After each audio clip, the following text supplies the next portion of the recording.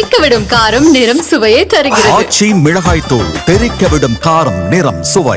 சென்னை நந்தம்பாக்கம் பகுதியில் metro rail கட்டுமான பணிக்காக வைத்திருந்த இரும்பு பொருட்களை திருடியதாக 4 பேரை போலீசார் கைது செய்தனர். அவர்களிடம் இருந்து சுமார் 500 கிலோ எடை கொண்ட இரும்பு பொருட்கள் பறிமுதல் செய்யப்பட்டன.